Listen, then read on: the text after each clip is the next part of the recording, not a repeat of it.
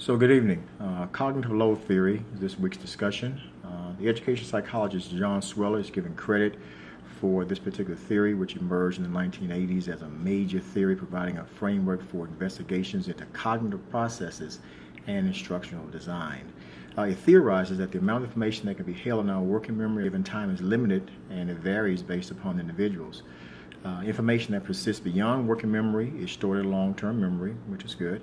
CLT posits that we restore information in long-term memory as schemas that organize it and allow for more efficient storage and easier retrieval. Three types of cognitive load. We have intrinsic load, which is the complexity of the information and the experience of the learner. That's where background information comes in and being able to process the information that you're given. This is required in remembering and learning. Extraneous load, which is a bad, unnecessary load in learning, the stuff that is of really no consequence that really can be extracted. And then we have what's called the germane load, which is the good load in learning. This is the necessary load shouldered by working memory to construct schemas and transfer material into long-term memory.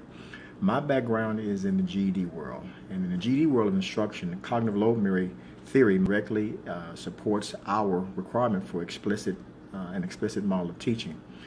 GED teachers use explicit instruction so that new material can be presented in a direct way that aims to scaffold or build upon learning by starting with the simplest level of information, then build upon it. We can create certain simple schemas, the students can, of course, and then gradually as instructors we can add to them, and they can create more complex schemas.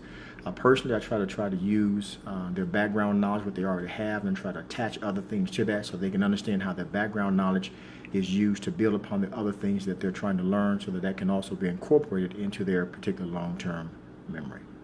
So it works in my classroom.